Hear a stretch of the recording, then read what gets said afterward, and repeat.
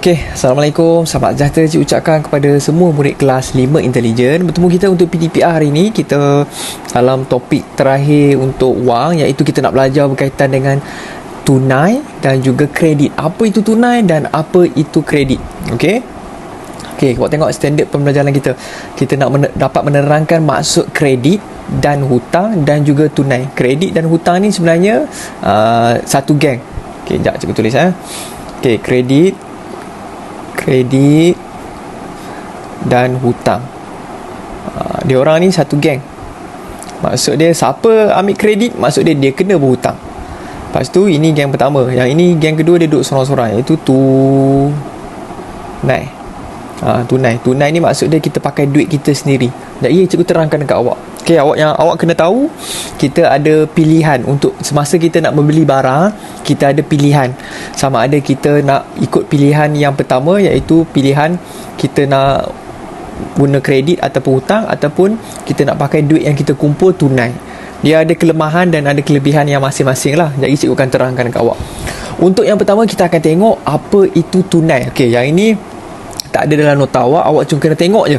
Okey, cikgu nak terangkan maksud tunai dekat awak tengok betul-betul. Okey, baik. Tengok, ni ada kawan awak, siapa ni? Saizuddin. Okey, Saizuddin dia nak, situasi dia dekat sini, Saizuddin dia nak beli kereta Myvi. Okey, kereta Myvi warna biru ni. Okey, harga kereta Myvi adalah RM50,000. Okey, duit yang ada dekat Saizuddin sekarang, duit ni nak nampak tak? Ni duit Saizuddin yang cikgu putihkan ni. Saizuddin ada RM50,000 juga. Lepas tu dia pergi kedai, nampak? Dia pergi kedai, dia tanya dekat kedai Pro 2 tu, "Assalamualaikum cik, saya nak tanya kereta Myvi ni berapa harga?" Lepas tu Pro 2 tu memberitahu RM50,000 juga kereta dia harga. Dia cakap, samalah dengan duit simpanan yang aku ada. Okey, jadi apa yang Saizuddin buat? Saizuddin ambil duit dia semua, pergi dekat kedai kereta Pro 2, lepas tu dia bayar RM50,000 pakai duit dia sendiri tau. Ni duit dia ni, nampak tak? Duit yang ada dekat dia. Dia bayar RM50,000. Okey, lepas tu kedai kereta Pro 2 ni akan proses, masukkan nama apa semua. Lepas tu terus Saizuddin akan dapat kereta. Nampak tak ni? Ni situasi yang pertama, Saizuddin ada duit. Okey, cikgu tulis nombor ini. Situasi yang pertama, Saizuddin ada duit. Lepas tu dia pergi kedai, dia tanya berapa harga kereta. Lepas tu dia pun beli harga kereta tu, dan kereta tu akan jadi milik dia. Okey, untuk situasi macam ni, Saizuddin tak ada hutang dengan siapa-siapa. Dia pakai duit dia, dia bayar, dan terus dia ada duit tak lagi sekarang ni RM50,000 dah tak ada, sebab duit tu dia bayar dekat kedai kereta ni untuk beli kereta ni. Okey, jadi maksud dia dekat sini, dia pakai duit dia tunai ni, maksud dia kita guna duit kita sendiri yang ada dalam bank ke, yang awak simpan dalam poket ke. Okey, awak pergi kedai, awak bayar, dan awak tak ada hutang dengan siapa-siapa. Awak pakai duit awak. Kalau ada lebih, ada lah. Kalau tak ada lebih, tak ada. Cikgu, macam mana kalau duit Saizuddin ada RM40,000, tak cukup nak beli kereta? Maksud dia boleh beli ke tak? Dia tak boleh beli. Okey, tak ada pilihan lain. Dia tak boleh kecuali dia pinjam dekat orang lain. Itu lain pula situasi dia. Okey, maksud tunai ni, duit yang ada dekat dia, kalau cukup, kalau macam ni RM50,000 kan, dia cukup beli untuk kereta RM50,000, dan kereta tu akan jadi milik dia. Dekat sini Saizuddin dia ni cikgu tulis, dia tiada hutang. Okey, dia tak ada hutang dengan siapa-siapa. Dia pakai duit dia sendiri. Okey, dia tiada hutang, dia pakai duit dia sendiri. Okey, dan kereta tu akan dapat jadi milik dia. Okey, settle. Okey, ni untuk tunai. Cikgu nak awak faham betul-betul. Tunai tu kita pakai duit yang sedia ada. Okey, walaupun kalau duit tak cukup macam mana? Tak dapatlah nak beli kereta. Okey, kalau macam ni situasi dia, duit dia cukup. Itu maksud tunai. Awak ingat tunai, aku pakai duit aku sendiri untuk aku kumpul, lepas tu aku pergi beli, aku tak ada hutang dengan siapa-siapa. Itu tunai. Okey, baik. Jom kita buat nota sikit berkaitan dengan tunai. Awak tengok dekat sini. Ini dia dah bagi tahu dekat awak. Pembelian secara tunai, tidak berhutang, tiada faedah yang dikenakan. Lepas tu membayar dengan harga asal. Okey, maksud tidak berhutang ni, maksud dia kita tak ada hutang dengan siapa-siapa lah. Kita kumpul duit kita, kita kerja, kita kumpul duit kita, kita simpan cukup duit, baru beli barang. Okey, tapi maksud tak ada faedah dikenakan ni sebab kita tak ada pinjam dekat siapa-siapa. Cuba kalau kita pergi pinjam kat siapa-siapa, mungkin kita pinjam 100, lepas tu okey, ambil lah 100, nanti bayar balik kat aku 150. Maksud dia kita kena bayar lebih pula dekat dia. Itu orang yang buat hutang tu, dia memang akan charge lebih kat kita sebab dia nak untung juga. Tapi bila kita pakai duit kita sendiri, kita tak perlu nak bayar faedah. Okay, membayar harga asal, bayaran penuh menggunakan wang tunai atau kad debit. Okey, okay, nota yang kita boleh tulis dekat sini. Okey, awak ingat, untuk tunai yang paling asas dia, kita tiada tiada hutang. Ini yang paling penting. Awak kena ingat, tunai ni kita tak ada hutang. Maksud dia kita pakai duit sendiri, guna duit sendiri. Okey, kita pakai duit kita sendiri. Okey, baik. Lepas tu kita tengok lagi, kita boleh guna dia pakai duit wang tunai, pakai wang atau kad. Cikgu kata tunai pakai duit. Okey, dia sebenarnya tunai ni dia pakai wang ataupun kad. Kad ni kad apa? Kad yang kita simpan duit dekat bank. Kita tak nak bawa duit. Apa maksud kad ni? Maksud dia kita tak nak bawa duit banyak-banyak. Kita ada dalam bank kita ada duit 5,000 katakan, tapi kita malas nak keluarkan duit, kita bawa kad je. Sekarang ni kan ada banyak dah dia bagi kemudahan. Kita bawa kad, kita tekan je, lepas tu duit dalam bank kita tu akan tolak. Kita tak ada pinjam dekat siapa-siapa, dia tolak duit yang ada dekat bank kita tu je. Okay, itu maksud dia kad. Okay, baik. Yang pertama, kita tak ada hutang. Maksud dia kita guna duit kita sendiri. Kita boleh pakai wang ataupun kad debit. Bukan kad kredit tau, kad debit. Okay, tapi dia punya kekurangan dia. Sekejap, cikgu tulis warna lain lah kekurangan dia. Apa dia punya kekurangan dia untuk tunai ni? Okay, untuk tunai ni maksud dia kita tak boleh beli barang kalau kita tak cukup duit. Okay, tidak boleh beli barang sekiranya, tak nampak tulisan, cikgu tulis warna lain. Sekejap, tidak. Okey, tidak cukup duit. Okey, baik. Yang ni cikgu tukar tulisan warna lain. Okey, baik. Yang pertama, poin yang pertama, untuk tunai kita tiada hutang. Kita boleh guna duit sendiri. Okey, lepas tu kita boleh pakai wang ataupun kad debit. Okey, lepas tu kita tidak boleh dia punya keburukan ni, kita tidak boleh beli barang sekiranya duit kita tak cukup. Okey, kita bawa RM50, kita pergi nak beli barang harga 100. Boleh tak kita nak beli juga barang tu? Saya nak juga. Tak boleh, sebab tak ada siapa boleh tolong. Okey, untuk tunai ni dia hanya bergantung dekat duit yang kita ada saja. Dia lain pula dengan kredit kejap lagi ataupun hutang. Okey, maksud awak ingat, keburukan ni satu je, bila kita tak cukup duit, kita tak boleh beli barang tu. Awak nak beli kereta dengan harga dengan tunai, maksud dia awak nak kumpul duit, lepas tu awak ada RM50,000, pergi berapa harga kereta? RM70,000. Awak boleh beli tak? Tak boleh, sebab tak cukup duit lagi RM20,000. Jadi keburukan dia yang itulah, awak tak boleh beli barang sekiranya duit awak tak cukup. Okey, itu poin yang terakhir, yang keempat.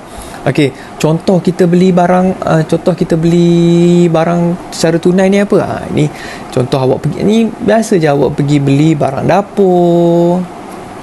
Okey, barang dapur kita bayar cash. Awak ingat balik, awak beli apa semua yang tak ada hutang. Awak pergi beli nasi lemak pagi-pagi, awak pergi beli kuih, semua tu awak tak ada hutang, awak bayar pakai duit awak sendiri, betul tak? Lagi awak beli apa? Awak pergi alat tulis awak, semua barang yang murah-murah tu, semua barang-barang yang tak mahal tu, semuanya adalah kita pakai tunai. Okey, beli barang dapur lagi. Apa lagi kita boleh cakap menggunakan tunai? Okey, awak tunai. Okey, awak beli alatan sekolah seperti pensel, pemadam. Awak pergi kedai, pernah tak awak hutang kat kedai? Tak ada kan? Mesti awak pakai duit awak sendiri. Ini contoh barang-barang yang kita boleh beli secara tunai. Okey, lepas tu mak ayah awak pergi pasar, kita tak boleh hutang. Pergi nak beli ikan, beli sayur apa semua, bayar hutang. Saya hutang. Tak boleh, sebab sekarang ni kebanyakannya kita pakai tunai. Sebab apa? Bila hutang nanti susah, bukan kita seorang je yang pergi kedai tu, ramai lagi yang pergi kedai tu. Okay, apa lagi? Beli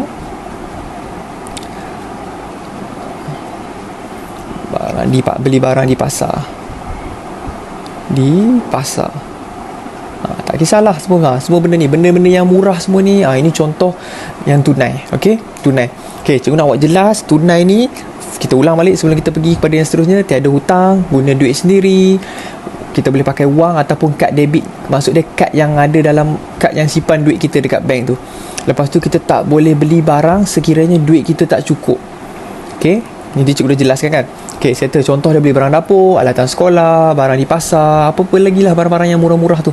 Okey, semua kita guna tunai. Okey, kita tengok pula kredit dan hutang. Yang ini awak kena tengok betul-betul. Ini situasi yang kedua. Tadi Saizuddin dia kumpul duit dia sendiri kan. Okey, untuk situasi ni, untuk kredit dan hutang. Kredit dan hutang tu maksud dia samalah. Okey, kredit tu apa? Kita kena hutang. Okey, ni Aina. Aina dia tak cukup duit. Okey, katakanlah Aina hanya ada RM 10,000. Okey, ini duit Aina sekarang. Dia hanya ada 10,000 je. Tapi dia kena beli kereta juga. Sebab sekarang musim hujan, nak pergi kerja susah. Jadi dia pergilah kedai kereta. Aina pergi kedai kereta kat Pro 2 juga. Dia nak beli MyV juga. Lepas tu dia cakap harga kereta tu adalah 50,000. Tapi Aina cakap, alamak, saya ada 10,000 saja. Boleh tak beli kalau kita pakai tunai? Tak boleh. Jadi apa Aina kena buat? Okey, Aina dan juga pihak kedai kereta tu akan berurusan dengan bank. Kalau awak pergi dekat kedai kereta, dia akan cakap, oh kalau macam tu awak kena buat loan. Loan tu maksud dia pinjaman daripada bank. Kena pinjam dekat bank. Lepas tu dia cakap, okey lah, Aina dan juga kedai ni akan uruskan dengan bank. Nampak tak? Daripada sini Aina pergi kedai, harga kereta 50,000, tak cukup duit. Lepas tu dia kena minta tolong bank. Nampak? Pinjam dari bank. Bank akan tolong bayar. Maksud dia bank, harga kereta tu berapa? 50,000. Dia, okey, bank cakap, okey, saya akan tolong bayar. Bank akan tolong bayar dekat Pro 2 dengan harga 50,000. Maksud dia, bank akan bagi duit dekat Pro 2 ni 50,000. Okey, ni ada RM 50,000 dia akan bagikan. Sebab apa? Tapi dia akan ambil lah maklumat Aina, apa semua, pekerjaan Aina, apa semua. Okey, dia bayar. Jadi Aina akan dapat kereta. Okey, awak tengok kat sini. Aina tak cukup duit. Lepas tu dia pergi kedai Pro 2, kereta 50,000 tak cukup duit. Lepas tu dia pinjam daripada bank. Bank ni siapa yang uruskan? Aina dan juga pihak kereta akan uruskan. Jadi bank cakap, okey, lulus boleh, saya boleh bagi Aina pinjam. Tapi dia ada tapi. Apa tapi dia? Awak tengok, Aina akan dapat kereta macam biasa, tapi dia kena hutang dengan bank sebanyak 70,000. Maksud dia ni, nampak ni, Aina ada hutang dengan bank 70,000. Maksud dia, cikgu ni kena bayar terus ke 70,000? No, dia kena bayar bulan-bulan. Sampai cukup 70,000. Cikgu, kenapa harga 50,000 tapi last Aina kena bayar 70,000? Itulah faedah yang dikenakan oleh bank. Maksud dia 20,000 lagi tu faedah yang bank nak. Sebab apa? Oh, aku dah bagi pinjam tapi aku tak dapat apa-apa. Mana boleh? Maksud dia tolong cas. Dia akan kenakan cas dekat Aina supaya harga kereta tu, supaya 20,000 ni ambil kat siapa? 20,000 ni akan ambil dekat bank. 50,000 ni baru dah dibayar dekat Pro 2 tu. Maksud dia bank untung berapa? 20,000. Jadi ramai tak orang buat cara macam ni? Ramai. Cikgu pun guna cara macam ni. Sebab cikgu pun tak mampu nak beli kereta cash. Jadi kita kena pinjam daripada bank. Bank akan tolong bayar. Okey, bank akan tolong bayar. Tapi awak nampak dekat sini, kita akan berhutang dengan bank dengan harga yang lagi mahal. Nampak ni, 70,000. Sebenarnya harga kereta 50,000 je. Tapi bank akan ambil 20,000 tu dekat dia. Cikgu tulis dekat sini. Awak nampak 70,000 tolak 50,000. Ni cikgu kira cepat-cepat lah ni. Jawapan awak akan dapat 20,000. Maksud dia 20,000 ni bank akan ambil sebagai untung dia. Sebab aku dah tolong Aina, 20,000 ni Aina kena bayar kat aku. Macam tu lah. Jadi rugi ke tak? Taklah rugi sangat. Sebab kita tak ada duit, kita nak kena bayar bulan-bulan.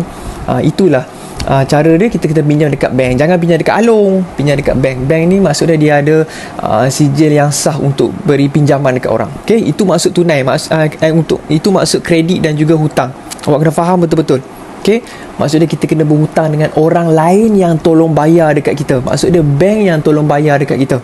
Okey, bukannya produk yang tolong bayar, bank yang tolong bayar, tapi kita kena bayar lebih dekat bank. Okey, baik.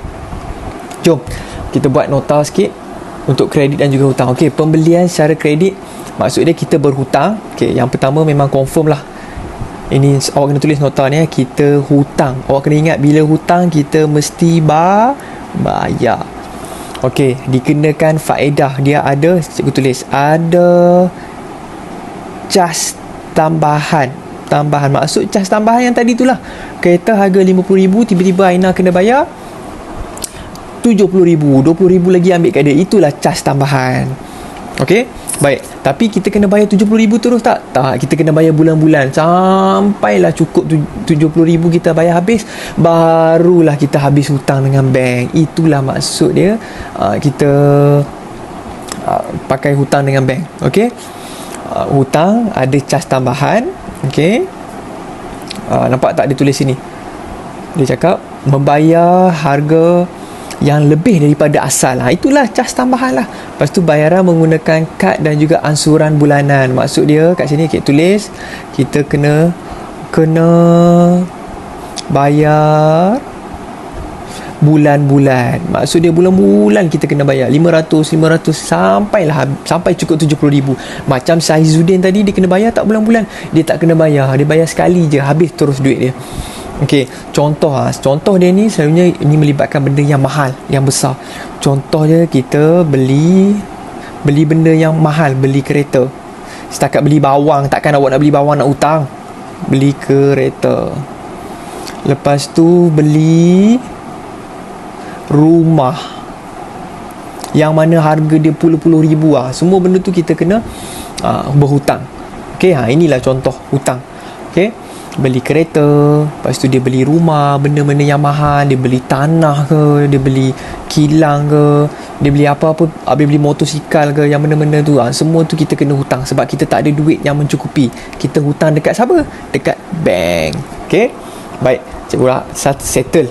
Okey, untuk tugasan PDPR minggu ni awak kena buat nota je yang macam tadi kita buat tu kan, ni macam ni. Okey, nota dengan contoh ni awak salin dekat PDPR 2 tu supaya awak jelas. Yang penting awak tengok video ni, baca betul-betul bagi jelas tunai tu apa, kredit tu apa. Tunai tu kita kena pakai duit kita sendiri, kita tak pinjam kat siapa-siapa. Kredit itu kita minta tolong daripada bank. Awak ingat yang tu je, tak payah nak serabut fikir banyak-banyak.